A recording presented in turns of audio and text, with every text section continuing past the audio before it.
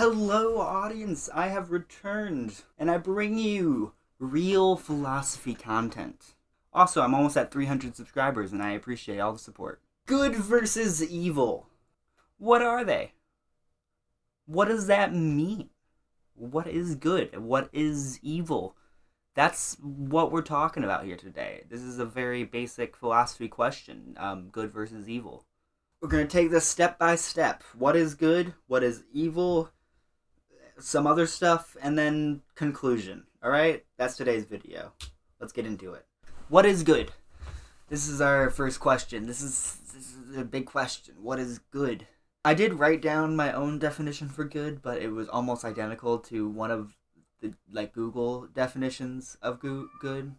So I'm just gonna read the Google definitions. We're just gonna definitions. First one: that which is morally right or righteous.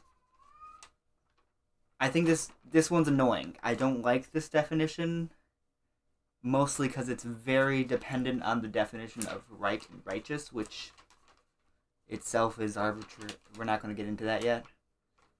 I'm not a fan of this definition.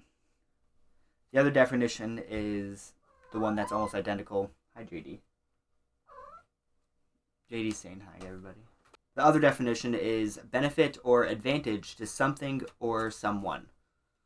That's the one that's almost identical to my definition, which obviously I'm going to like my definition.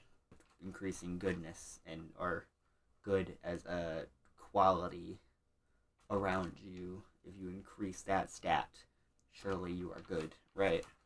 That's kind of the thought line. We'll move on. What is evil? Evil is often considered the antithesis of good. Following that logic, then we would assume that evil would be the harming or detriment to things or people around you. There's a cat in my closet. Intent is an important factor when it comes to evilness. I mean, you don't want to call Joe, who took your sandwich out of the fridge at work. He's not evil. I mean, maybe he thought it was a couple days old. I don't know. Joe's a little weird, right? Joe's not evil, but there's certain acts that are so heinous. There's certain acts that are too heinous for ignorance to excuse the level of evil that it causes, right? The pain and suffering, right? I looked up evil because I forgot to do this when writing my outline.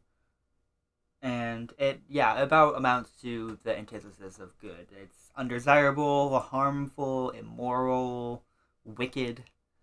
Actually, wicked is a pretty good word in comparison to evil. I always want to look at my face. Myself, not the camera. Myself, not the camera. About what you'd expect. Moving on. Number 4. Instincts. What is an instinct? What differs instincts from, thoughts and urges and those types of things? Is it right or is it wrong to follow instincts? This is why this is included, because instincts are kind of a weird part of morality, because it's what your body wants, right? It's what nature dictates, but is that right or wrong? Humans have a very complex culture, right? It goes thousands of years, maybe tens of thousands of years, depending on what you believe in science. We are very social creatures, and obviously that has been evolved over a long time. We talk a lot. A lot of things only matter at certain periods of time because of whatever is happening in their culture or media or stories that they've told. And it kind of changes what's right or wrong within a time.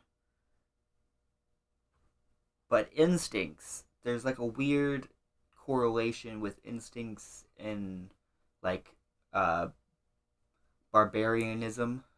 The idea of a culture being uncivilized is associated with a culture that follows their instincts, right? Instincts, uncultured. I don't exactly understand where in history instincts became associated with like animals and why that became negative necessarily.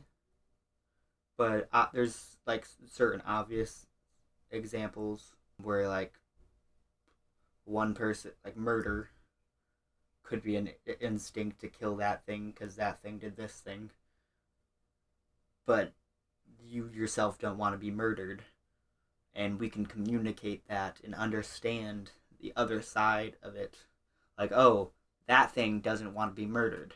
That's like a pretty uniquely human thing to understand. It's odd. The camaraderie you sometimes see between animals doesn't seem to make sense, all things considered. But perhaps there's some, how do you phrase it?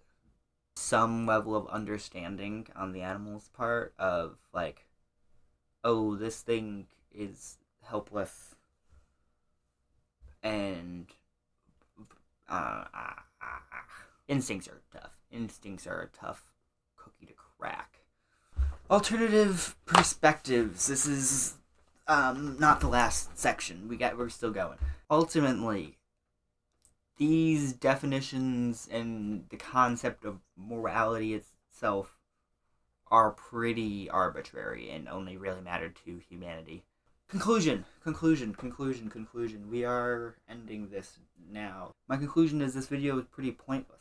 It was fun to make though, and it was fun to type up. I had lots of fun writing. These are my notes. It was mostly me just processing the idea of good versus evil, and then ultimately circling back to my thoughts I've always had, which is that it's pretty arbitrary, because humans are pretty arbitrary. There's a playlist on your screen now.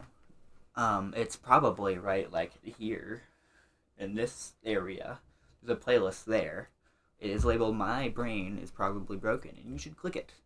You should click it now and watch everything there. Everything. I talk about philosophy, and I talk in a silly way, and sometimes I talk about SpongeBob. That happens too. Okay, 300s. Yes, 300 subscribers now. Ooh, we're spinning. Ooh, shutting the camera.